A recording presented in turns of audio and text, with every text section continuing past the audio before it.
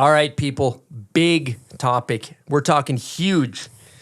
Why are rails sticky? And what's the solution? I went through the Instagram. We did a post. There was hundreds of comments. I want to preface this with, I think it's an environmental issue. Some resorts, the rails slide like butter. Some are sticky. And you might think this is a stupid topic if your resort, all the rails slide great. But we're going to get into some of the reasons, some of the theories. I kind of wrote down a synopsis of the theories of why the rails are sticky. I'm going to preface this too with like an experience I had. I was snowboarding the other day. I was at a park, sliding the rail. Everything was butter. Everything was totally smooth. It was perfect. Next day, same exact set of rails, same exact park. We're talking sandpaper. It wasn't moving. So I'm just scratching my head. Like, what's going on? Do we need to get a scientist on the line? How do we do this? So then we put the Instagram feeler out, and a lot of theories. I'm going to run you through a list of theories. We have temperature fluctuation. There's the classic comment, you need more speed, dude. That one's good. I can assure you that you would die if you took more speed. It would just be a more violent catch.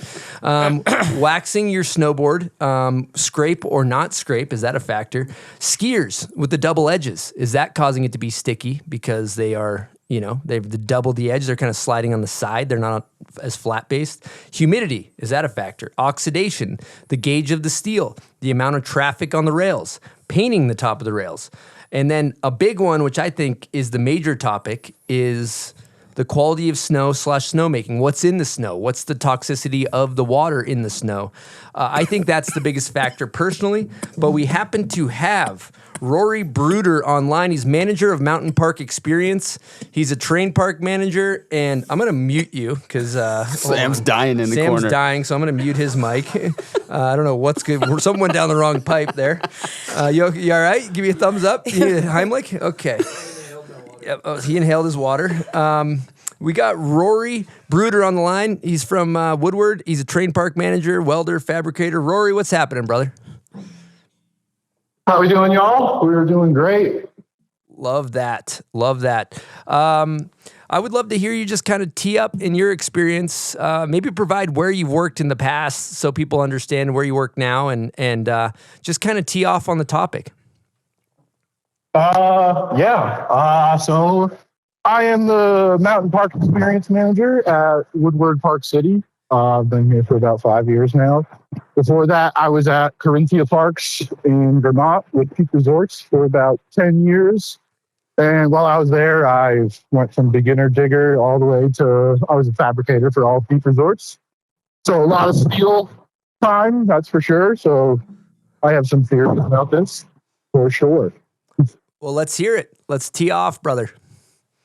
I'd say the biggest one is the environment, or at least why rails get sticky and why that happens. I mean, for example, here at Woodward, we do have some sticky rails. I think a lot of it here is it's very close to the highway. You can throw a baseball at it from the parking lot.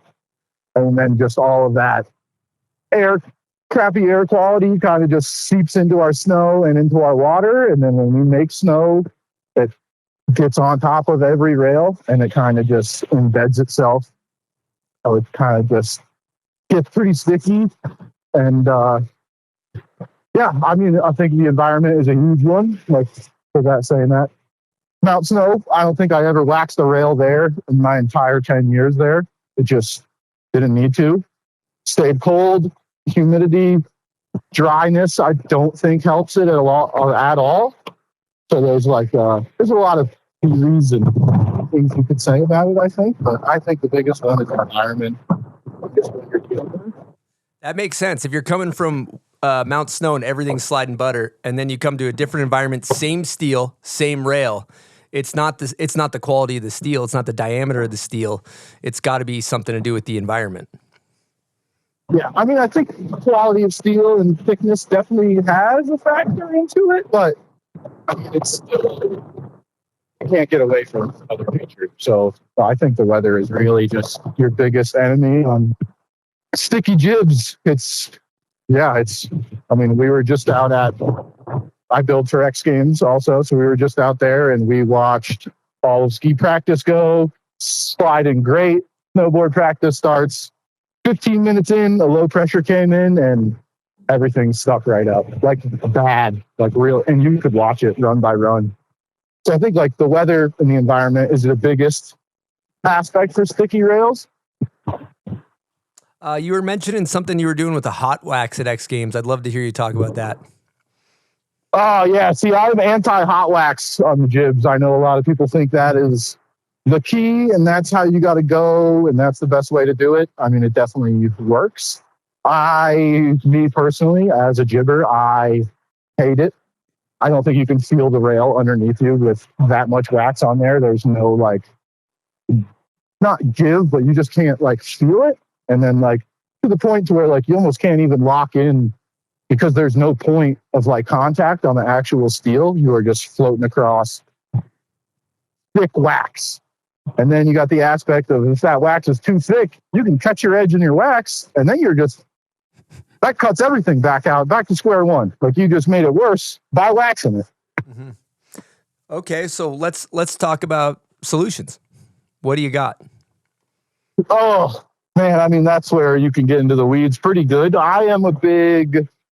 I paint my entire rail. I know that is one that people do not agree with in the rail building community and parks and stuff like that. But I believe that when you paint that whole rail, you put a little bit of skate wax on that thing, 150, 200 people hit it in whatever, a week. Once that sliding surface gets slid in on that little point on the bar, I think you really can't go wrong as long as it's done correctly from the start. Then you can always have a good rail. I mean, here at Woodward, all of my park crew carries around bar wax in the pocket at all time. Lake runs, we're hitting rails. We get a call on the radio or anyone tells us it's sticky, we're out there waxing. I think that there's a lot, to be honest with you. I think just upkeep is a huge one, how you upkeep your rails, and then just kind of being on top of it as a crew. Makes sense. You guys got a lot of features to take care of, and it's impossible. But you think about wax, you go skate, right? You wax up the ledge, you do a crooked grind, it's butter. You go to that same ledge next day, it's going to need wax again. Yeah, exactly. I'm a big on the skateboard theory of it, to where it's like, yeah, it's stuff changes. It can't be perfect every single day. I've never been to go hit a ledge on my skateboard and then like, bang, every single day I'm here, this thing is perfect buttery. Like, that's never going to happen in reality, you know? Rory, what's your take on snowboarders in the park cruising around with wax in pocket and waxing the rails themselves? I mean, I'm not against it. I would much rather just shout out the crew and let them know, and then we are happy to go do it. Just because if someone does do it wrong or they're using a weird product, diesel, so Pam, that kind of stuff, that stuff gets in your base pretty bad. It will rot it away, and it'll also rot your paint off the steel, so then you're back down to rust even quicker. So it's kind of I'm in between on that one. I'm not mad at it, but I would rather you let the mountain do that, you know? Also, fun fact about Pam, I was up at Snow Basin, they were pamming up the rails, but it was too cold. You can't use Pam. If it's too cold, it freezes. So yes, it freezes, waxes, and it dries out extremely quick. Yep, it's good for a few runs. The diesel fuel on the rail, I can't imagine wax techs being thrilled with that either. I can't imagine that's great for the base. Yeah, they don't like us when we do that, that's for sure. But every park crew's gone through we've tried everything from a stick of butter to canola oil to linseed oil. I really just think it's just how you keep on stuff. And, wax is skate wax. That's the way I go. That's the way I make my crew go. A couple interesting theories. I was riding with Tiarn the other day, and he was telling me that he waxes his board and doesn't scrape it, keeps a large amount of wax on his board just so the rails, he can trust them every time. Kind of an interesting theory. I always wax and scrape. I've never not scraped, really, unless it's that hood or something. Yeah, that's a crazy theory. I haven't heard that one yet. But, hey, I guess he's putting wax on his horse. Yeah, another theory we have here is Scotch-Brite pad / wire wheel rails. Yeah, I mean, we wire wheel everything. And like, I mean, it's very dry here. If it's not touched in a day, our rails get pretty rusty. They can go pretty fast here with just how dry the air is and stuff. So we're like big on wire wheels. If stuff gets rusty, you just hit it with a wire wheel, get the crap off there, hit it with a little handbar. Don't rub snow on the down bar. That is definitely not going to help it. Wait a minute. Don't rub snow on the down bar? I've been doing that my whole life. Not at Woodward. Not at Woodward. Okay. At least not at Woodward. Okay. Thanks, Rory. I've been doing it wrong my whole life. And I think for the sake of this conversation, again, Rory, you got Taxwood, Kelsey Boyer, and Knut and Silk in studio. If you're wondering who's talking, but I think hell yeah. For the sake of the conversation, I think we could just eliminate fat tubes, right? Like anything that's a giant diameter, like a massive tube. I think bigger surface area, it's going to fluctuate with heat, and if it hits the sun and if it's cold, like the tubes are a little unpredictable. Let's just kind of keep this to a basic standard issue, 3-inch round bar that should be sliding like butter. You can usually trust a 3-inch round bar, right? I think that for the sake of the conversation, let's leave tubes and whatnot out of this, Yeah, I mean, I'm also on the theory, like I was actually talking to Adam Mahler at Troll about this a little bit ago, that I think new steel isn't necessarily the best way to go for building jibs. I think something comes out of the ground with some rust on it for a few years and is pitted always slides consistently better just because it has less surface area from the metal to your base. And like, I think that's one thing that is like, that's where you can kind of get into the weeds about the tube stuff. But yes, I do agree on the bigger tubes, that kind of stuff. Like it's so much surface area and they just hold heat from the sun so much that like that thing will get sticky quick. Yep. And if you go back to the environment point, you have COP where the rails don't slide very well. It's actually, I'm gonna queue up a Marty Vachon comment that I thought was really good. He kind of queued this up. I'm going to just read a couple comments here that I agree with. I don't have the Marty one, but this was a good one. Matt Dunn. For us at Pine Knob, hard water could be used in snowmaking, leaving calcium type layers on the rails. Lime and Scotch Brite takes the gunk right off.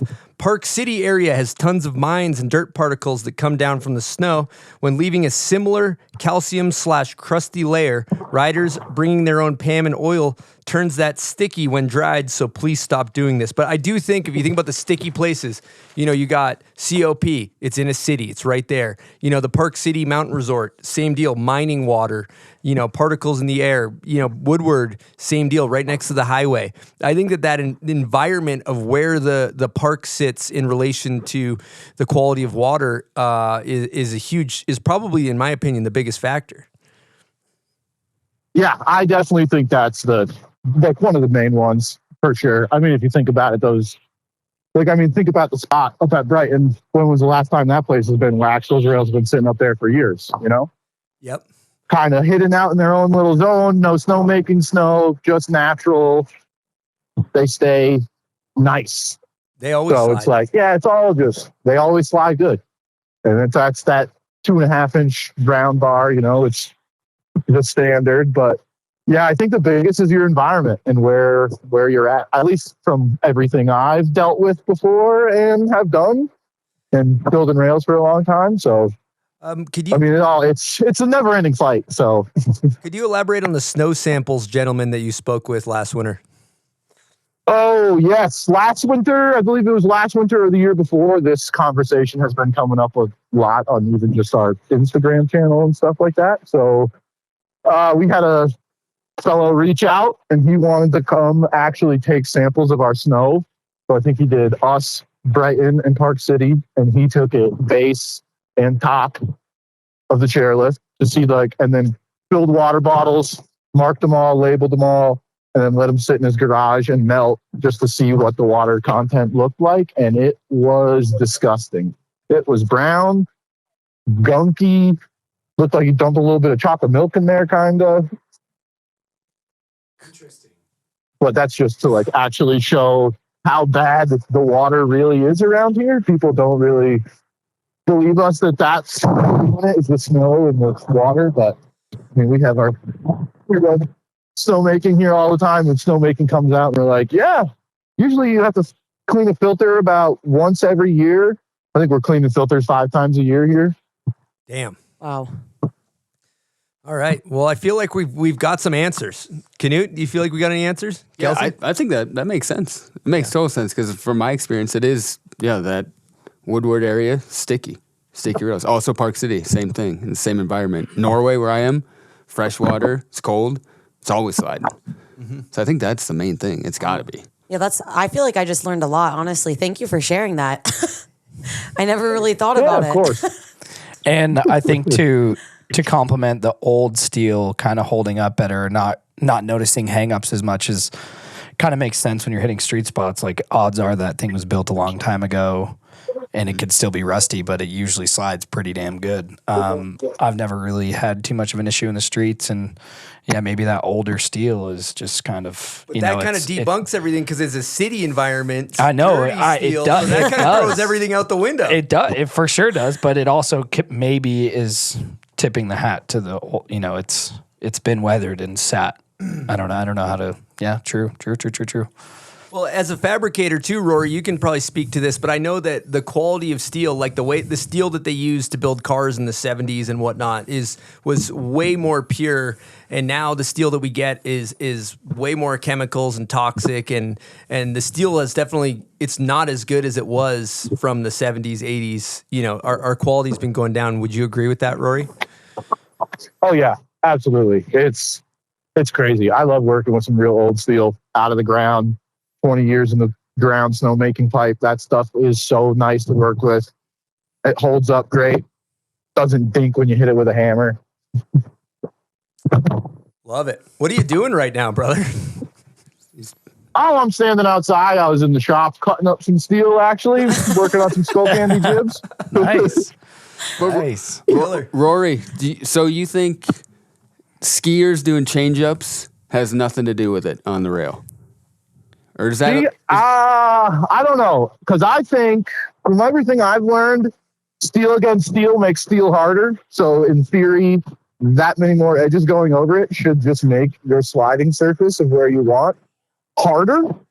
So in theory, it would slide better. But I do think skiers with the double edges, because they run them things sharp, man. Holy crap. They're taking steel away.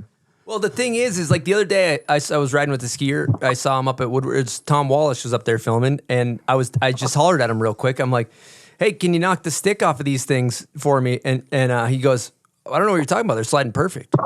And so I think that they also have a different experience. They're a little more on their edges, where we're more flat based. Is that I don't know much about Yeah, I think so for sure. Yeah. I mean, I definitely think they can come in on a little skirt on their sides and kind of lean into it way more and get more of their ski off of the rail, so it's less surface area touching. Yeah. And it's also the base. So I think base against steel. That's the biggest thing. Big surface area of snowboards, base material, that P-Tex. And the skiers just have edge, a little bit of P-Tex sometimes. Yeah. No, a lot less drag for the skis. that's why I think that pitted out metal works way better also, just because you're only touching a couple little points. Mm-hmm. You can't really notice it all, but they seem to slide a lot better. Fair enough. So the only solution is you just have to work harder every day to buff out these rails for us. Yeah, pretty much. Yeah. Thanks, dude. Yeah, we appreciate it, Rory. Yeah, we really do appreciate it, you know? You got to thank your park crew. Oh, that's what we're here for. Yeah. Yeah. Make sure you do that. One last thing I got to bring up that I want to hear your take on that's interesting. At the 3M left a really interesting comment. He said, it's a mix of temp, humidity, rail prep, rust, etc. But there's some theories I've thought up about wax buildup on a feature could trap dust and dirt and air, causing you to slow down. Another thought was if the rail was smooth, the moisture between the board and the rail surface creates sort of suction. Think if there was a rail that was like a golf ball with dimples in it. And that's right. Like that's what I mean with the pitting on a steel. Yeah. So like, that's why you guys notch those ones kind of, right? The notched, because the Rail Gardens rails that you have replicas have little notches in them. Is that the pitting you're talking about? Oh, no. I just literally mean old, like if you just take an old piece of steel, let it rust for like a year, it just pits out a tiny bit. to where it kind of looks like that golf ball texture. And it just, you get a little bit less surface tension on your rail from your base. It's all those rail guards rails are actually, those are all new steel. None of those are new or old, but that's like that's what I mean by what he's saying with the water and like the golf ball aspect of it. Like a little pitted out rail will have a little bit of texture to it, and it's hard to explain. It's just pitted out. It's just been rusted for years, and it's just got a little bit of character to it, and they just seem to slide a lot better. Well, damn, Rory, we appreciate your time getting to the bottom of the hard-hitting topics here on the Bomb Hole. You just killed it. So thanks for taking the time, and we'll be sure to thank our local park crew. They got a freaking 150, all these features that you guys got to maintain every day, and all we do is show up and bitch. So we really appreciate you guys. Oh, yeah, of course. That's what we're here for. We love to hear it. So, okay. Thanks. Keep up the good work. We'll talk to you soon, Roy. Oh, yeah. Have a good one, y'all. Thanks for having me. Yep. Later. Yeah, Rory. Rory's a G. He used to ride for Nitro back in the day on the East Coast. He's a sick dude. Oh, sick. He's insane. Ripper.